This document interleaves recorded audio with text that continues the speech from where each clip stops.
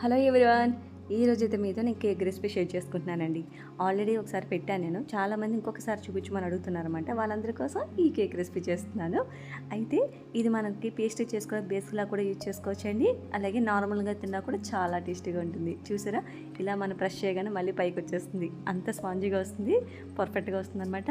ఎలా చేయాలో చూద్దాము. అప్పుడు ముందుగా మనం కేక్ టీని రెడీ చేసుకోవాలి. నేను 8 ఇంచెస్ తీసుకున్నానండి. మీ 6 కూడా తీసుకోవచ్చు.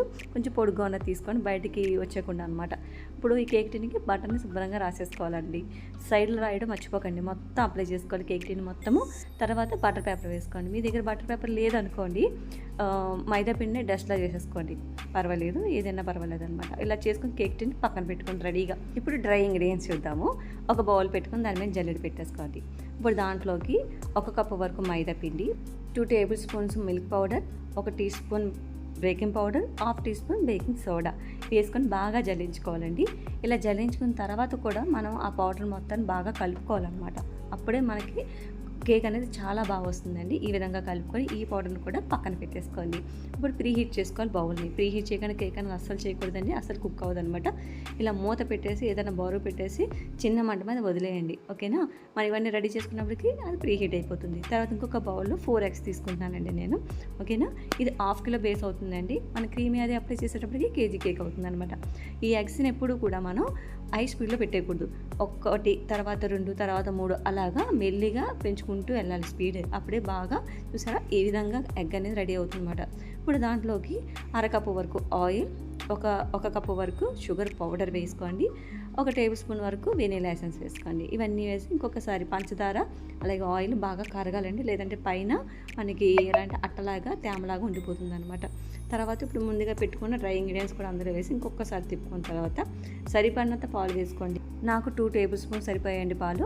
ఇలా వేసుకున్న తర్వాత ఇంకొకసారి కలుపుకొని ఈ విధంగా చూపించిన విధంగా కట్టం పొడి మొత్తంలో మనం పిండి మొత్తాన్ని కలుపుకున్న తర్వాత ముందుగా రెడీ చేసుకున్న టిన్లో వేసేసుకొని 2-3 సార్లు ట్యాప్ చేసుకున్న తర్వాత ప్రీ హీట్ చేసుకున్న బౌల్లో పెట్టేసుకొని మూత పెట్టేసి బరువు ఏదైనా పెట్టుకొని ఒక 45 మినిట్స్ వరకు వదిలేసేయండి, ఓకేనా.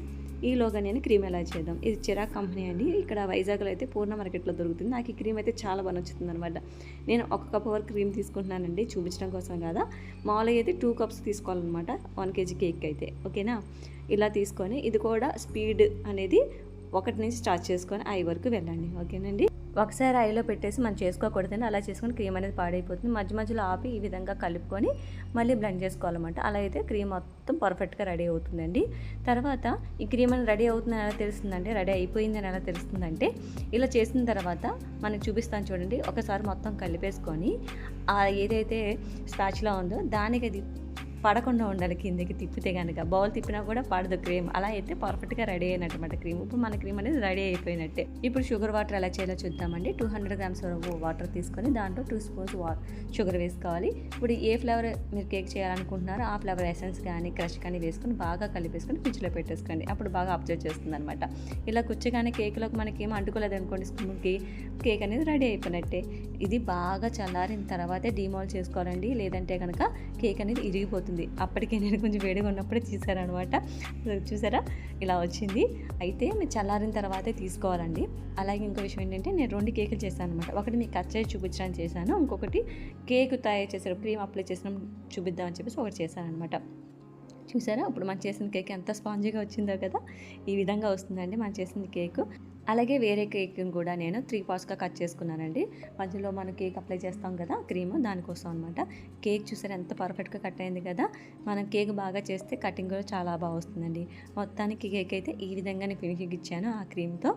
చూసారా చాలా బాగుంది కదా. టేస్ట్ కూడా చాలా బాగా వచ్చింది. డ్రై ఇంగ్రీడియంట్స్లో పించ్ ఆఫ్ సాల్ట్ కూడా వేసుకోండి. ఆ క్లిప్ అనేది మిస్ అయిందనమాట. మొత్తానికి కేక్ అయితే ఈ విధంగా రెడీ చేశానండి. చాలా చాలా బాగా వచ్చింది. మీరు కూడా ట్రై చేయండి. ఏం డౌట్స్ ఉంటే కామెంట్ చేయండి, కంపల్సరీ మీకు రిప్లై ఇస్తాను. నచ్చితే మాత్రం లైక్ చేయండి. Thank you.